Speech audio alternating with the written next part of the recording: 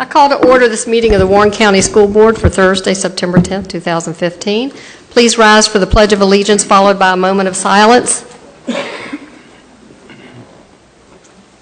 pledge allegiance to the flag of the United States of America and to the republic for which it stands, one nation, under God, indivisible, with liberty and justice for all.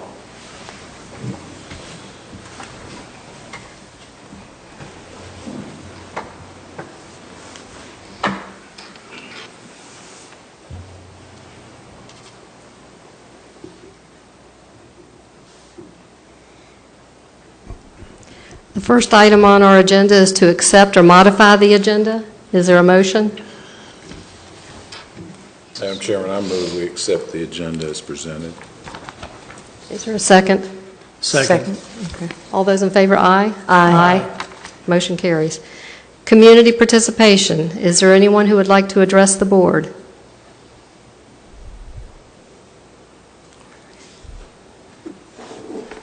Please state your name and address. I'm Kim Oakland. I work at Vesey Jeffries Elementary School, and I'm the president of the Warren County Education Association.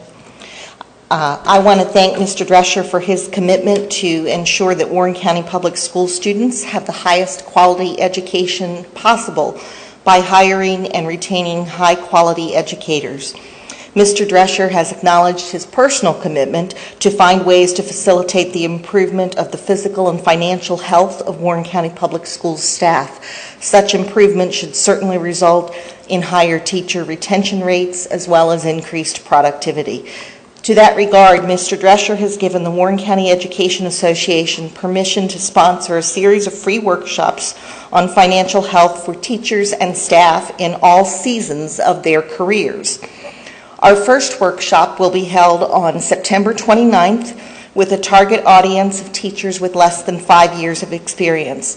The purpose of these workshops is not to recommend any specific financial planning vendor, but rather to make teachers aware of how the Virginia retirement system works and how VRS benefits differ based on hire dates and years of service. These differences are due to recent legislation. WCEA also wants to thank Mr. Drescher for giving us the opportunity to sponsor another fundraiser for the Warren County Educational Endowment this year. And we will do this in November during American Education Week, so stay tuned for further details. And on a music note, Monday is National Anthem Day. Thank you. Thank you, Kim. Is there anyone else who would like to address the board? Okay. Consent agenda. Is there a motion? Madam Chairman, I'd make a motion that the consent agenda be approved as presented. Second. All those in favor, aye? Aye. Motion carries. Reports. Staff report. Instruction report. I think this is going to be a team effort tonight. I think first up is Mr. Fox.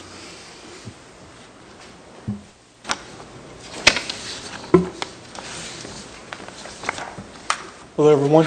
Thank you very much for the opportunity to present to you tonight. It's a very exciting thing to do. 13 years ago, I had the opportunity to attend a conference down in Williamsburg, the Virginia Association of Secondary School Principals, and it was interesting. The Principal of the Year was giving a presentation, and I had recognized that Principal of the Year. His name was Irving Jones. He had been an employee at Warren County Junior High School in about 1979, 1980. So I went up and spoke to him afterwards, and somehow he remembered me. But he was the Virginia Principal of the Year at Monticello High School. And so he said, being Principal of the Year, he got a lot of pats on the back. He had 1,100 students.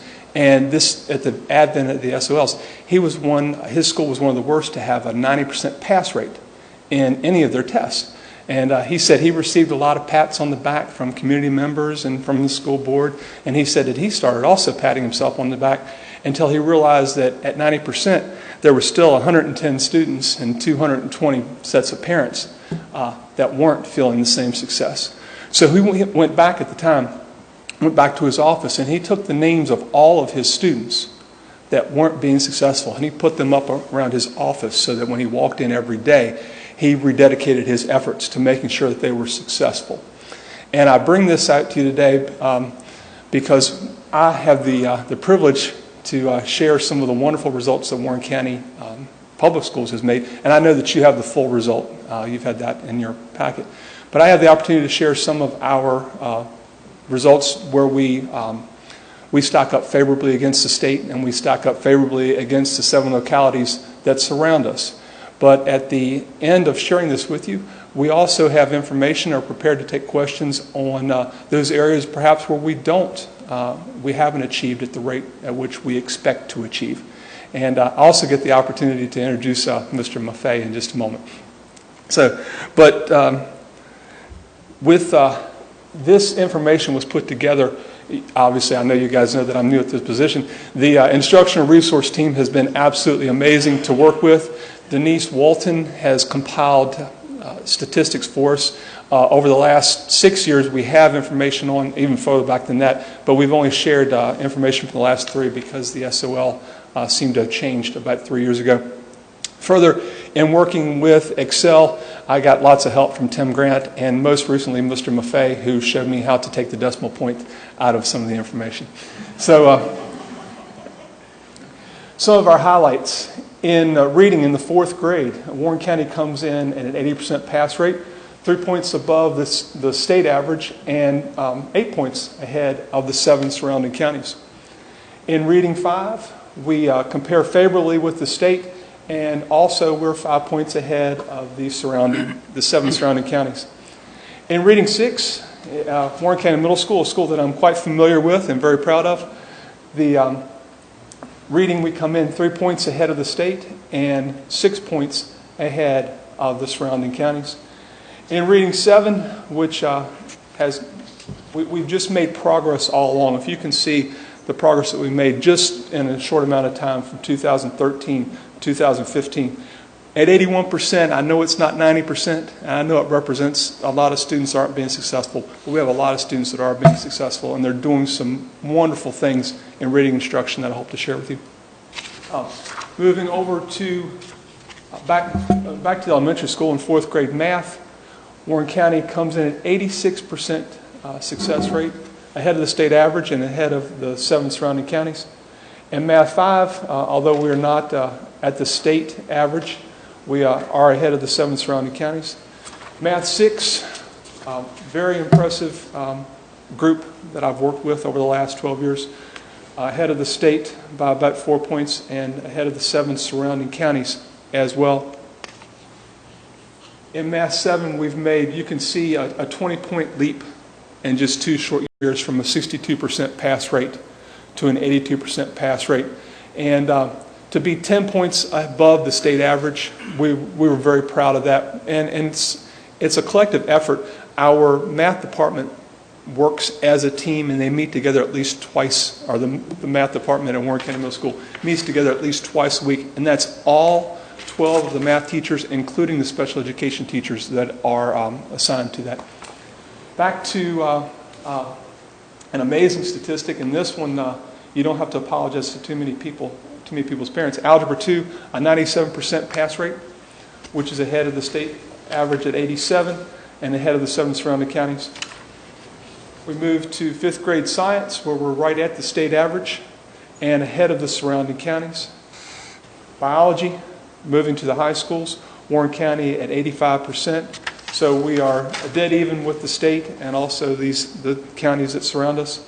And chemistry is something else to be very proud of. And chemistry does represent, our students that are going to go on to advanced diplomas. So you're going to see achievement in the local areas and obviously in the state.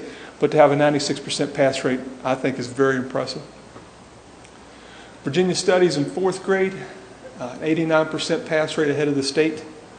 World History 1, an 89% success rate ahead of the state, and equal to our 7 surrounding counties. And finally, World History 2, Warren County at 90%, 3 points ahead of the state summary, and slightly ahead of those 7 surrounding counties. So these are some of the things that we did wonderfully. There were a number of results that are in your packet that I left out that are either very close to the state average or are very close to the 7 surrounding counties. There are some issues that we wish to acknowledge. We wish to acknowledge that we have work cut out for us in Algebra 1 and in geometry. And the results that we have had over the last few years in writing are not what we want, but we are working on those things. And again, working with the instructional resource team, I have some information on some of the initiatives that we've taken and that we are in the midst of if you have questions about any specific results. Yes? I do. I'm not a math whiz, and I'm sure there's a logical explanation why we excel in Algebra 2, which I found to be a horrible class, and we don't excel in Algebra 1, which to me was an easier class. Yes. And that is a very good question. With Algebra 1, that is one of the tests that everyone, you must have 2 verified math credits. Algebra 1 would be the very first one that you would take in high school. So many of our students, in order to get a high school diploma, would take Algebra 1 and then geometry. Not everyone goes on to Algebra 2. The students who are going to Algebra 2 are typically going for an advanced diploma, and in many cases they'll go on to take math analysis, calculus, or perhaps even statistics. All right, then my follow-up is specifically, what are we doing to raise Algebra 1 and the one that really breaks my heart, the grade 8 writing? Yes. What are we doing to raise those scores? Well, that's the wonderful thing. At the beginning of last year, we had a meeting with Mr. Drescher, the assistant superintendent at the time, and he proposed something to us. What if we weren't just average? What if instead of being average in math, we became the leaders in math, not only in the locality, but also in our state? So the math task force was created and this involved every elementary school, kindergarten through Warren County High School and Skyline High School. And so we broke down into 6 different groups, 5 of which I have the names right now. We talked about lesson planning, formative and summative assessments, benchmarks to show student growth, professional development that would be needed, and curriculum. We talked about creating actual learning experiences, hands-on, where the students, and they would call it number sense, so students understand why they're doing the math that they're doing. Then, I think the highest, the thing that's going to take us the furthest, is we began unpacking the standards. The state has a number of wonderful resources on the Division of Education site. It's not always easy to get to them. And so beginning in the summer, and this is going to be Mr. Maffei's presentation, we began unpacking the standards so that we're able to go through all of the curriculum framework. We're able to go through the practice lessons, the practice assessments, and put them all in one document so you can see the SOL that came before, the SOL that it's leading to, and we're doing this from kindergarten through Algebra 2. And it's quite an undertaking. But we have new people coming in. Before they have a chance to start, this is something that we're going to be able to hand to them and say, this is our better, this is our enhanced curriculum. So that's what we're doing for specifically for algebra and geometry and everything below that. In writing, interestingly enough, we've met just this week with the faculty from Skyline High School, the 8th grade faculty from Skyline High School, the 8th grade faculty from Warren County High School, and we've been in touch with all the principals, with Mrs. Jordan, Mr. Smith, and Mr. Johnson. And we had a number of things that we want to do. The first thing is more communication between all the schools, and it's hard. We're not on the same schedule, but we're working at that. The 8th grade faculty have asked the faculty at the middle school for 5 things, and hopefully I can remember them. They have asked, first off, that they write every day, which I know is already happening, but it's something you can't hurt. Rick DeForest says nonfiction writing is the best way to improve in any content area. They have also asked that when we do writing, that we write in a more formal sense. There's a fine line between getting a reticent writer to put words on paper and then asking them to be formal about it, to write in a formal register versus the way that they would text someone. They have asked that we create a writing portfolio that students would maintain. Many of these things are already happening, but they're these requests. And finally, they've asked that they take the best piece of writing that a student creates over the course of the year and that be sent up to the high school so that when an 8th grade student and now a high school student comes to them, they can't say, well, I don't know how to do this, because they're going to have proof of the wonderful things that they can do in writing. So we're in the midst of conversations about writing now.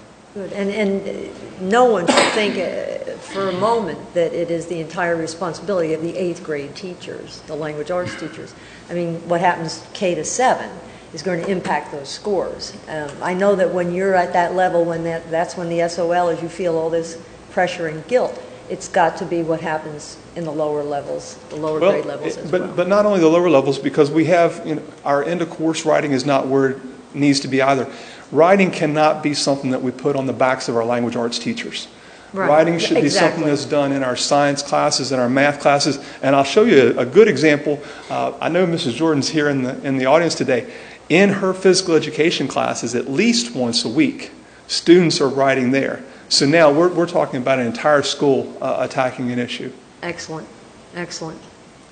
So, well, right now, I'm very fortunate. The newest member, besides me, of the instructional resource team, coming to us from Rappahannock County High School and also Duquesne University, is our STEM specialist, and this is Justin Maffei.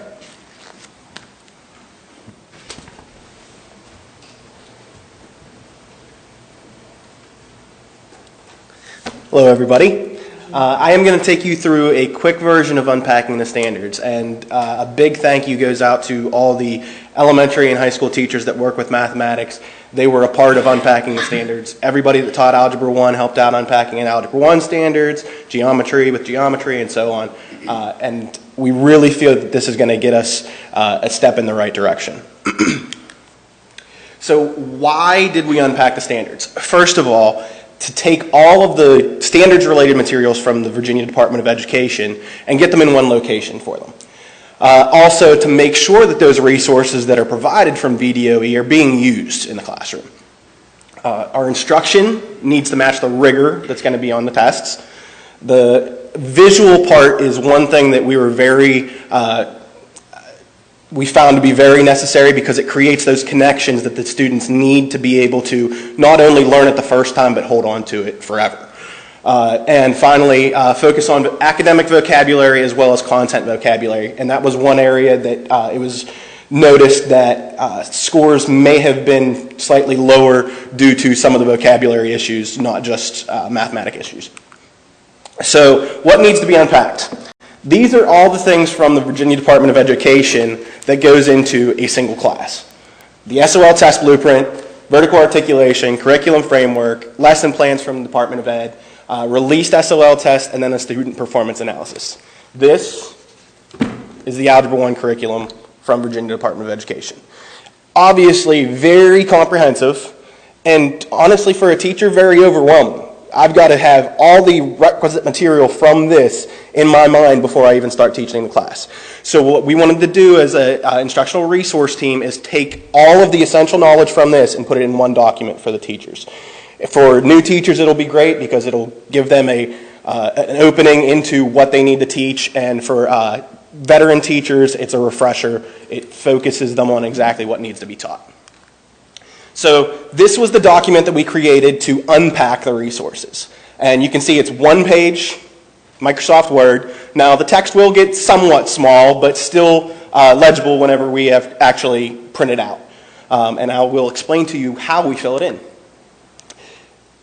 This is basically broken down into what is being taught, the current standard, what was taught previously to make that connection, and then where are they going with it? What's the next grade level standard that they're getting to? So they can set that up for the next teacher. The middle part and the vocabulary and VDOE lesson plans along the right-hand side, that's the how. How do we teach that standard? Just seeing the standard alone, a one-sentence statement, isn't enough to know how to teach it.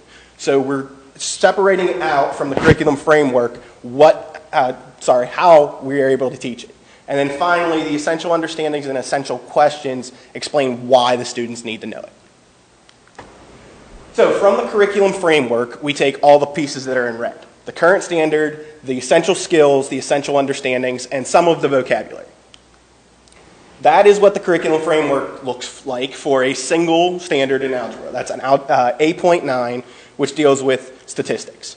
So we take the standard from the top, the essential knowledge and skills from the right-hand side, and you'll see under the essential knowledge and skills, the first one is analyze descriptive statistics to determine the implications for the real-world situations from which the data derive.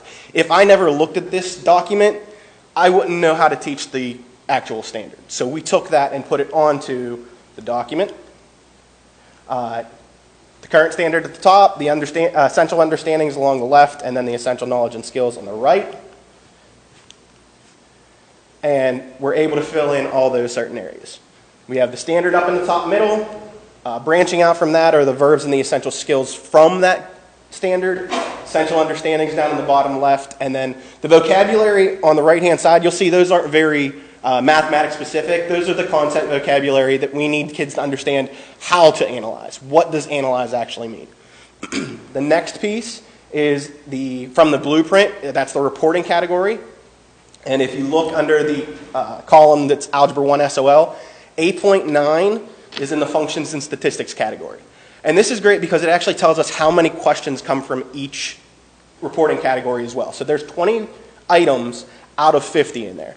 So the other part we had the high school teachers do was put the percentage from each reporting category. So 20 out of 50 gave us functions and statistics up at the top, 40% of the SOL. So that allows teachers to see how much time they need to pace, how much time they need to spend on each specific area.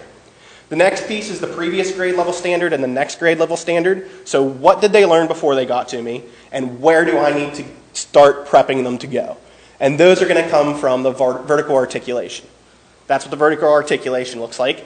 It goes from lower grade levels on the left to upper grade levels on the right. And I zoomed in on where 8.9 is. And the previous grade level standard to the left is from 6th grade.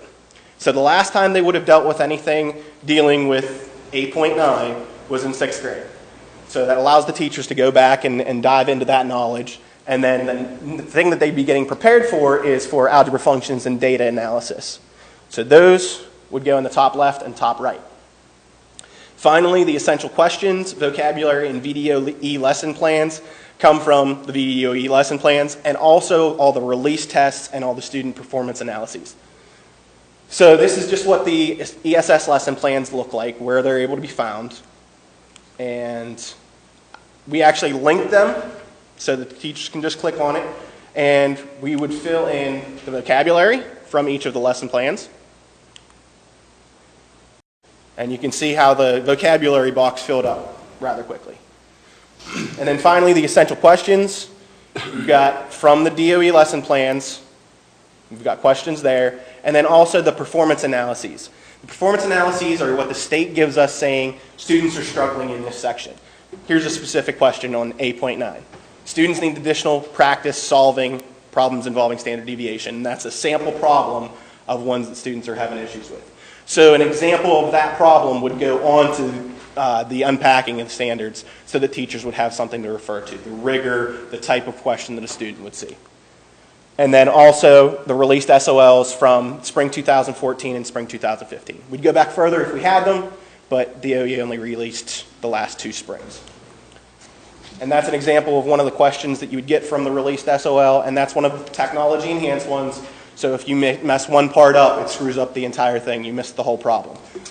So those are also some issues that we're working through, making sure kids are comfortable with the technology enhanced questions. Finally, that is our finished document. So we will take this pile of documents and for algebra turn it into 11 pieces of paper. And that is how we unpack the standards. A lot of work.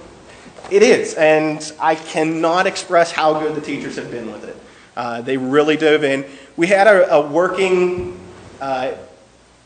version of it first, and the teachers pleased with it, so we ended up changing it up a little bit, and I think this really matches what the teachers want and need, and they bought into it wholeheartedly, and they were great. Are you ready for questions? A common and understandable complaint from teachers all over the country, whether they're dealing with core curriculum standards, their own state proficiencies, is that teaching to the test takes away all creativity. So my first question is, when you said, how do we teach this particular standard? The teachers all had input, right? I mean, there's not one way. Absolutely. And that's where creativity comes in. Absolutely. And the how on this document is how the state wants us to get to the knowledge, not necessarily the exact process. Oh, okay, so, okay, got it. But we will be working with teachers to come up with formative assessments and summative assessments that we can use for each specific standard and create performance-based assessments for some. But yes, they will definitely still have that creativity, because students do need that. They need to touch and feel the math to be able to understand it. Right, and I think it's important for teachers to share their successes. I mean, if a teacher really has a great way to teach Standard A9, then all the teachers should know that. They should be sharing that information, because there are several ways to teach a particular standard, but we need to let some of these teachers share their expertise. Yeah. Any other questions? Thank you very much. Thank you.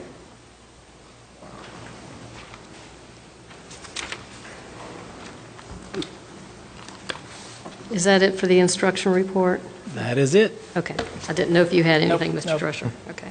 Superintendent report.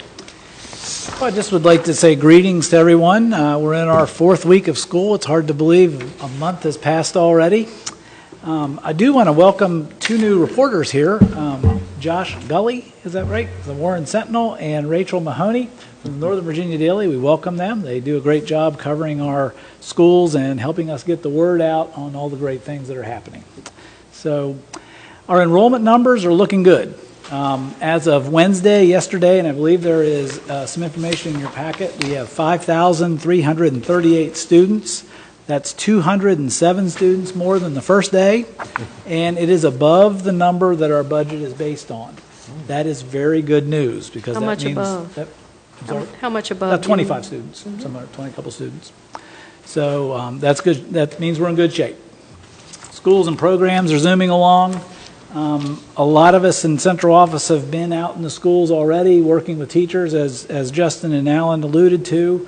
Melody Shepard has started a visitation schedule at each of the schools and programs that kind of takes a look at the cleanliness, the maintenance of our buildings, but it's also a time where we can have to build the relationships between central office and the schools, just to know that we're all working together. It's been a pretty neat thing, and I know that you've had a chance, Kathy's had a chance to go along with some of those visits too, so that's been good.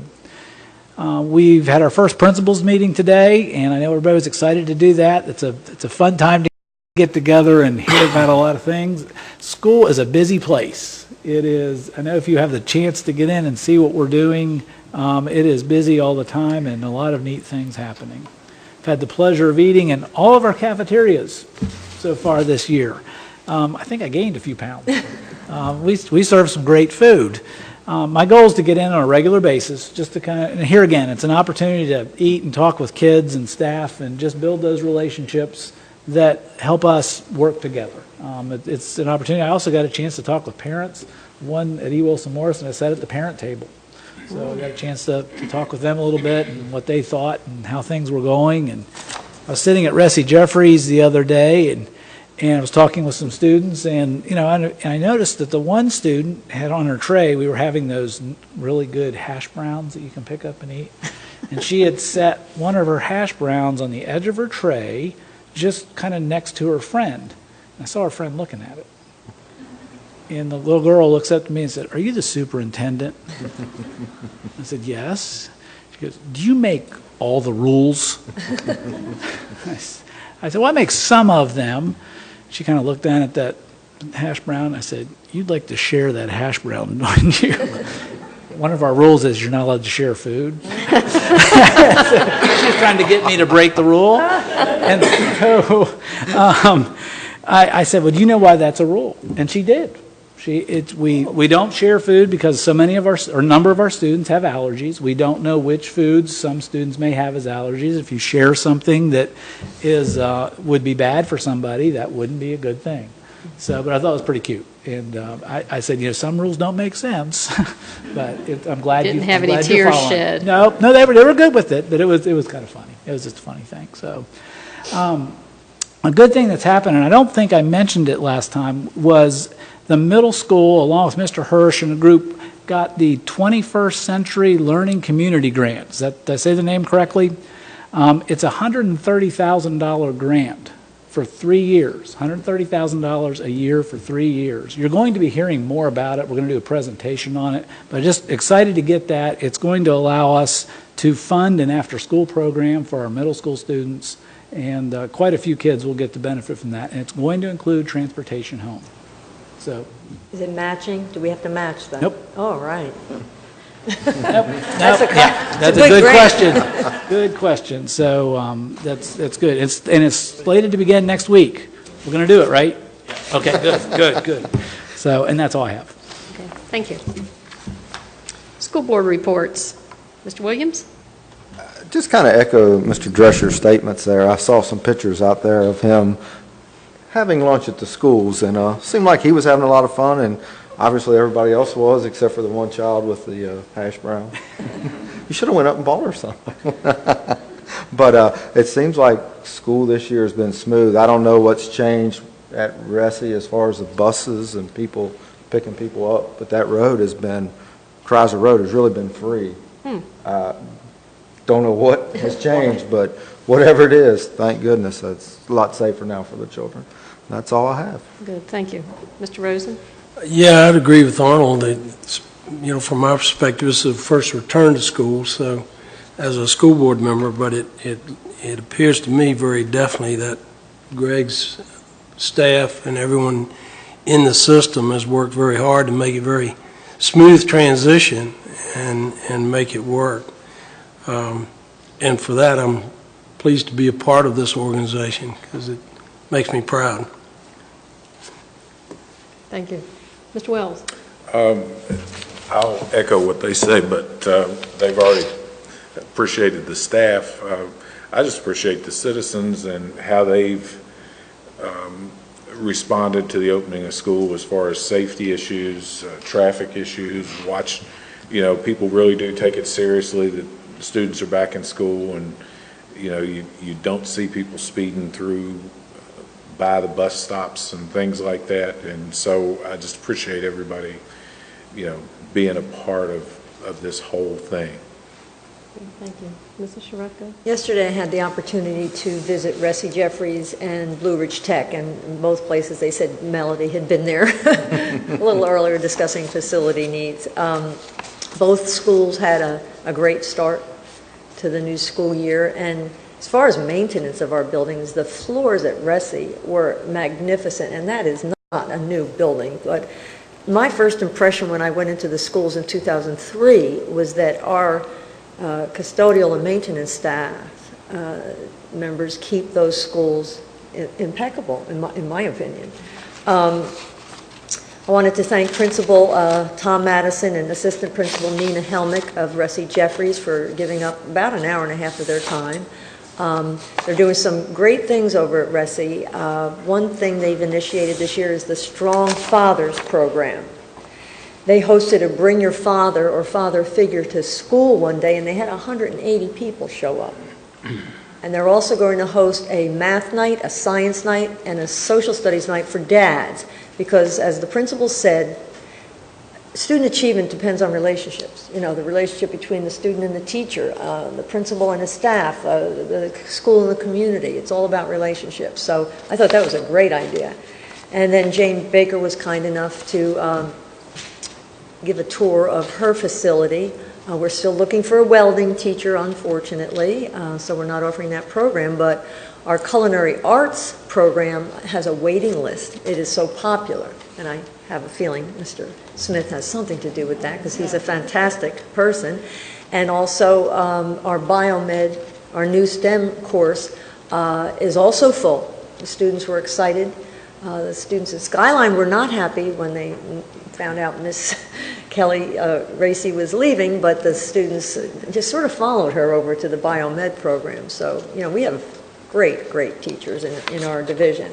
So I wanted to thank Jane as well. And, it was just an opportunity to get into a couple of the schools. Are you going to be doing more of those? Well, I'm at Warren County High School. I was at Warren County High School 10% of the year last year. I was in the 18 days. Mm-hmm. But I would like to get into a few other schools. That's fun. Yeah, it is fun. Thank you. And I just want to report that I'm enjoying the football season into the summer, so still wear shorts, and I think that's going to change this week. It's supposed to be a little chillier tomorrow. And I wanted to thank Mrs. Shepard for allowing me to tag along on her facility visits. I've been with her twice now, and really enjoying that. I'm learning a lot. I need to do more of it, so I'll probably be tagging along more. I enjoyed the visit yesterday to, was it yesterday? Yes, it was. To AS Roads. They apparently have a couple resident chicken that sort of roam around the school. That was fun to see. I'm sorry, Mr. Williams. Mr. Williams lives next door to AS Roads, and he does have a chicken, and they found a little place in the fence to come visit. They do. And I enjoyed touring the transportation building. That place is spotless, and Mr. Mitchell gave me a nice tour and explained a lot of things to me, and I think I know a little bit more now about all that they do. Great outfit. Okay, action agenda. Presentations by staff. Approval of an additional instructional assistant position for the preschool program. Mrs. Rudisil.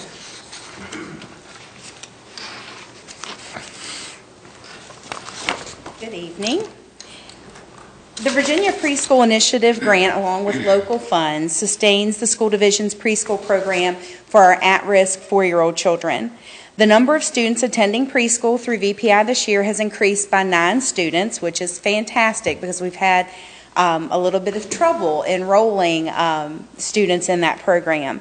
In addition, we have blended 3 of the school division's 5 preschool classrooms to include both VPI and early childhood special education students. The preschool classroom at Ressie Jeffries Elementary School is the largest of our blended classrooms, serving 9 VPI and 5 special needs students. The addition of an instructional assistant to this classroom would increase the level of academic, social, and emotional support provided to both our at-risk and our special needs students. So we are requesting an addition of that position, and that is funded completely through our Virginia Preschool Initiative grant. How many students do we have total? You said it increased by 9 this year? Yes, in total, if you include both our VPI and our early childhood special education, there are 53 preschool students. In our VPI program alone, there are 39. Okay. Is that one in each school? Do you have a... We do not have one in each school. There simply hasn't been space allotted for that, and because with the VPI program, very similarly to the early childhood special education programs, students have to meet particular qualifications to be in those programs. So having enough children who do meet the qualifications, and then having enough students to fill, our goal would definitely be, our end goal would definitely be to have a preschool program at each of our elementary schools that those students would feed then into their home elementary school. But we don't have quite enough students to do that. We have 2 classrooms at E. Wilson Morrison, 1 at Ressie Jeffries, and 2 at LFK preschool programs. You said it was difficult to enroll students. Why? I mean, are we getting the word out to the parents? We have certainly done everything that we can think of to do. We advertise on our website. We have worked with the Department of Social Services to send postcards announcing the enrollment and that process for our preschool children. We've had them on individual school websites. We have the newspapers, the local radio stations. It is amazing to me that we don't have parents beating down our doors for the program, because I know that while it is designed for at-risk 4-year-olds, we have a large population of children who are entering kindergarten that would meet those qualifications. So any suggestions you might have for us would be great. And we continue to take children as long as we can. We have accepted children in March to the preschool program before. We want them there at any point that we can get them there. But in the past 2 years, or 2 years ago, we actually lost one of our classrooms due to a decrease in enrollment of our preschool students. So this won't get us back up to where we were. We generally served about 45 children in preschool through VPI, but so we don't have enough to add an additional teaching position, but the addition of the instructional assistant would certainly be helpful. When you have a room full of 4-year-olds, 14 4-year-olds, 5 of whom have special needs, the more hands, the better. Absolutely. As long as we're getting the word out to parents who might not have access to the internet, then we're doing everything we can. Yes, and we did do, we used our phone calling system and sent out, to every school, all elementary schools, high schools, and the entire division. Pediatricians' offices, social services? We do give flyers. We present flyers that we take to the health department, various pediatricians, some church organizations, local food banks. Because some of these parents might not have any kids in our system yet. Exactly. Yeah. Exactly. Well, I can't imagine doing anything above and beyond that. And we also send applications and information to each of the 8 schools, so that if they have children that they know have older siblings who are in school, and then they have younger children, that they can approach them and give them additional information or refer them to us here at Central Office for more information. We would love to be bursting at the seams. We actually qualify, we qualify for funding well above 100 children. We would be able to receive funding from the state for well over 100 children if we could get them in here so that we could serve them. Are the teachers in these classrooms certified in elementary ed or special ed, or Some of each? both. Okay. In the one classroom that we have at E. Wilson Morrison Elementary School, where Mrs. McKinnon is the teacher there, that is entirely a VPI classroom. There aren't any special needs students in that particular room, and she is certified as a regular ed elementary school teacher. In the other 3 classrooms, our blended classrooms, the teachers are certified in either early childhood special education. At Ressie Jeffries, that teacher happens to be dual endorsed in both early childhood special education and regular education elementary. That's great. She is definitely an asset to us in the preschool program. All of our preschool teachers are a huge asset. They do a job that I love. Elementary age children, being a preschool teacher was not ever one of the things that I aspired to. So I have a lot of respect for them. Thank you. Are there any other questions or comments for Mrs. Rudisill? Only other thing that I could possibly come up with, Madam Chair, is getting the word out. How about the local court system? Some at-risk children, would end up going through something there. I don't know, the local GALs and things like that.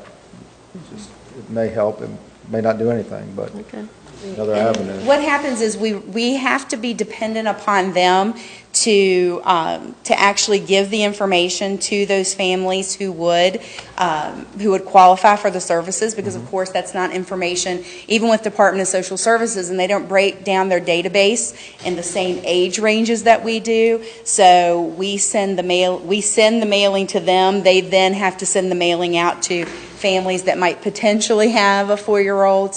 But we are open to any possibilities and ways that we could communicate with local agencies to do that. All right. Okay, thank you. Is there a motion?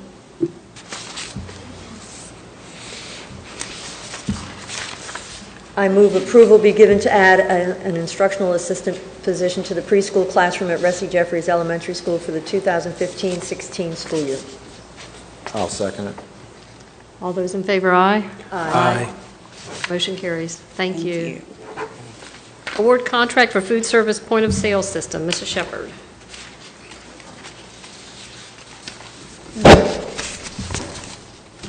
Thank you. Good evening.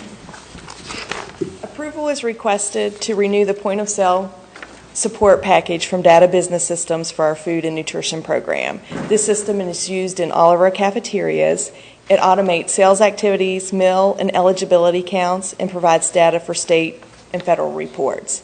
This system allows parents to put money on their students' lunch account through a secure internet connection. Parents are able to monitor what their child has purchased for breakfast or lunch using the online portion of the program. This system has been in place in our schools for 13 years. It also gives our parents another opportunity to submit the free and reduced lunch application form online versus sending it with their child to school. The cost of the program is $17,579.25. Do we know if parents actually get on there and monitor and find out what their children are eating? I So see, as a I see a head parent- shaking, yes. As a parent, I did. Yes. And with the free and reduced lunch forms, this is the second year that we've implemented it. And from the report from our food and service program, a lot more parents are actually submitting that application online. So they're going down to Samuel's Library and submitting the application. They're using their phone to submit the application. So it's a little less cumbersome for relying on the student to actually get that free and reduced lunch application into school. And I would imagine this frees up a lot of manual hours of having to put together all this data for reports. Absolutely, and as Rob said, that whenever the parents submit the application, it's easier to read the information when they type it in versus whenever they write it. So it's a little easier to. And one of the things I confirmed with Ms. Fox when this was sent out with the packet, it also provides a safety net for our students, because if the child's allergic to anything, that can be put in there. And so the food service folks can see, he's allergic to soy or peanuts or whatever. Don't let him use these certain things. Parents can even, she told me, in addition to that, it's sort of a data thing. The parents can say no extra sweets. They can actually add things to it.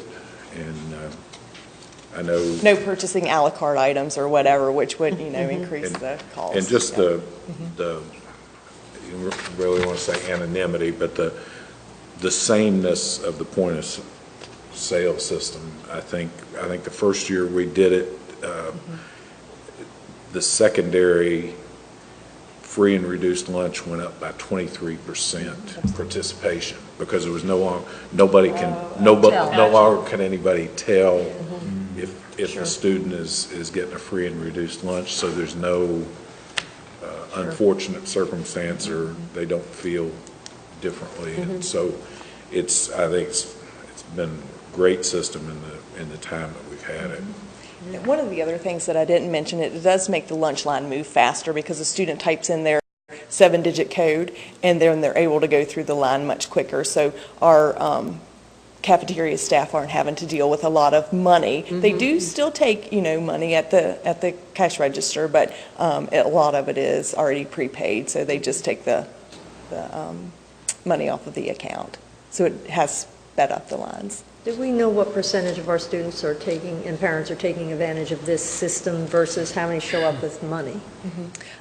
So I know that Sue Ann has said that it has decreased the amount of cash on a huge level. More students are going through the point of sale? Yes. Okay. Yeah, instead of bringing cash. Okay. Okay. Is there a motion? I move approval be given for the purchase of the point of sale support package from Data Business Services in the amount of $17,579.25. Second. All those in favor, aye? Aye. Motion carries. Award contract for HVAC and lighting control system for Warren County High School. Thank you.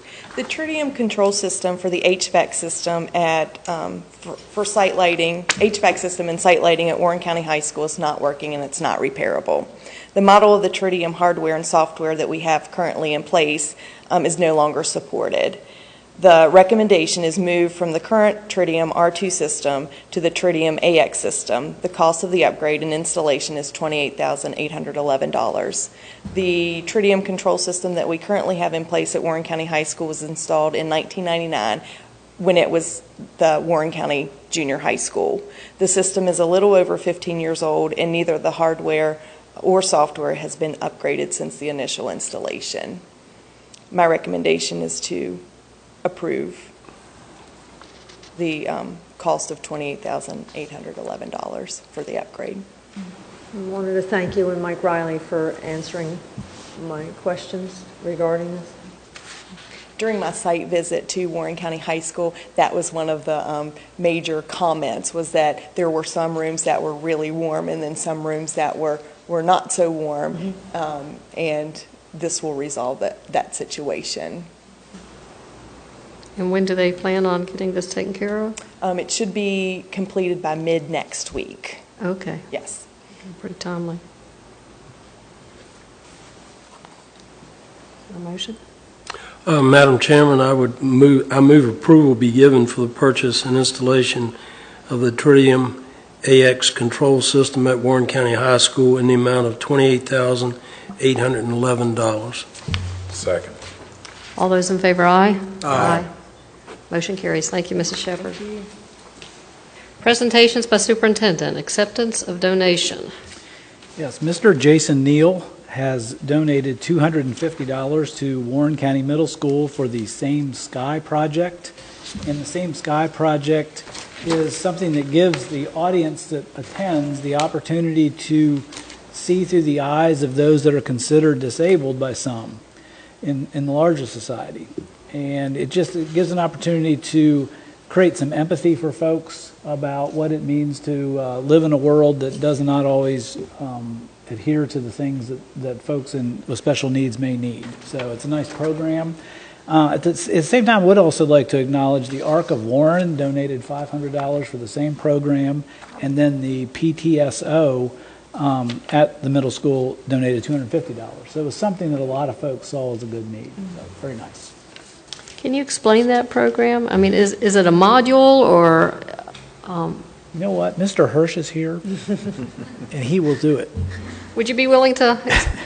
Come on up to the microphone. Yep. Mr. Hirsch just rolled in from Richmond today. He's been there in training for 2 days. And he wanted to spend his evening with us. Thank you. Absolutely. Madam Chairman, Mr. Superintendent, the Same Sky Project was birthed out of the Arc of Warren. The Arc of Warren researches ways that we can provide advocacy opportunities and support in changing the culture across the county, across the region, across the state when it comes to working with people with disabilities. There is a group in Loudoun County called the Same Sky Project, and what they do is they put on a play. People with disabilities put on a play to audiences all over the state.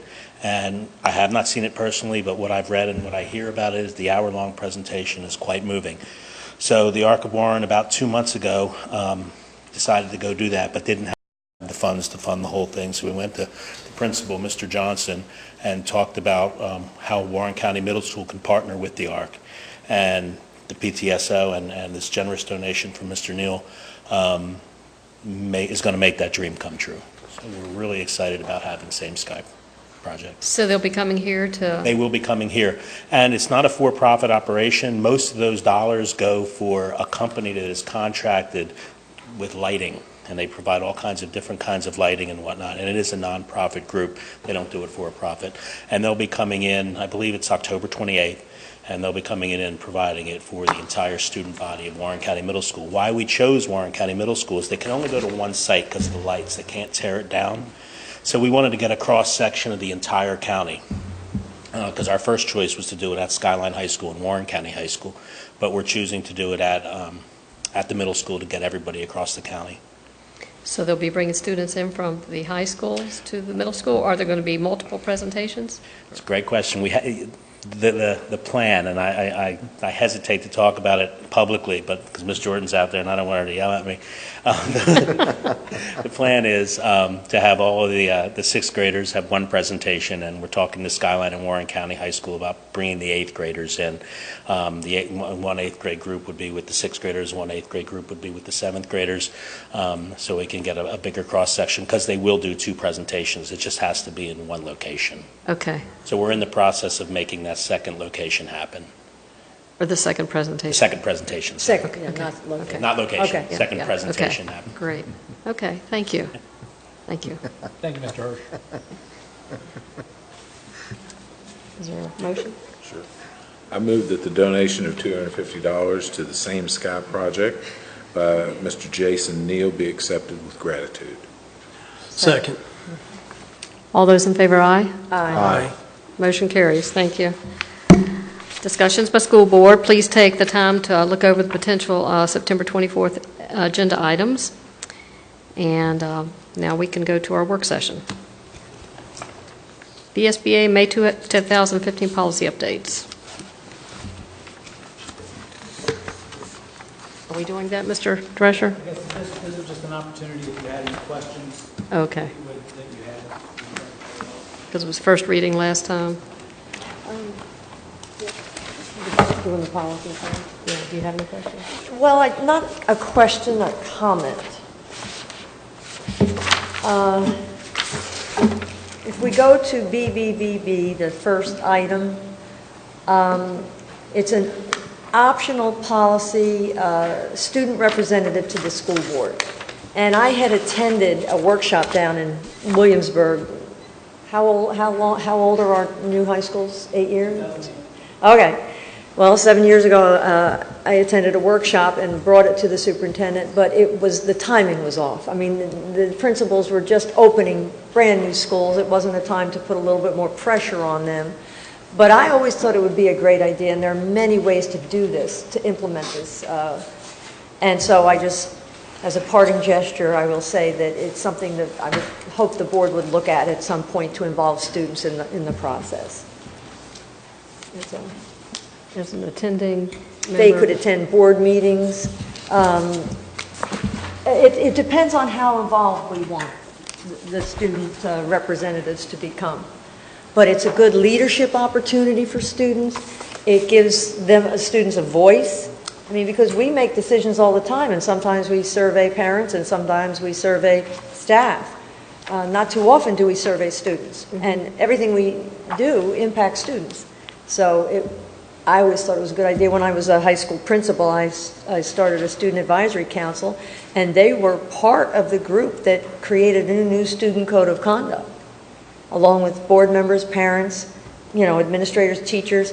The students were more, they were harsher than the adults, because these are great kids, and they thought anyone, breaking any of the school rules should be severely punished. But it was a wonderful opportunity for kids to become involved in policy and regulation decisions, and I think it would just enhance their opportunities and ours as well. Do you know how involved our student government associations are? No. Are they active and large, or? But actually, you could use some of those, but this would give some students who are not in leadership, positions in their own schools to become leaders, to have a voice. So you don't have to tap into that group or the class officers or anything like that. Well, there needs to be some way for the student to take that information back to the student body. Yeah. Okay. But, when you go to Williamsburg, if anyone's interested in this, they might have a workshop. And I know they have follow-up support workshops where those schools who are involved in this go to that workshop and maybe share. But there are several ways to implement it, and it's just something I thought would be beneficial to us and to the students. Okay. Any other questions or comments on any of the policies? No? Okay. Then we need to go into closed session. Is there a motion? This motion is made that this open public meeting of the Warren County School Board become a closed meeting pursuant to Virginia Code Section 2.2-3711. The school board desires to discuss the following matters in a closed meeting. Section 2.2-3711A2, discussion or consideration of admission or disciplinary matters or any other matters that would involve the disclosure of information contained in a scholastic record concerning any student in Warren County Public Schools. Specifically, the request from 4 families for release from compulsory attendance pursuant to Virginia Code Section 2.1-254.b and Section 2.2-3711A1. Discussion, consideration, or interviews of prospective candidates for employment, assignment, appointment, promotion, performance, demotion, salaries, disciplining, or resignation of employees of the school board, specifically the evaluation of the superintendent and 1 employee personnel issue. Be it resolved that the School Board of Warren County does hereby authorize discussion in closed meeting of the matters identified herein. Second. Mr. Valentine, please call roll. Mrs. Sharefko? Yes. Mr. Rosen? Yes. Mr. Wells? Yes. Mr. Williams? Yes. Madam Chairman? Yes. We are now in closed session, or motion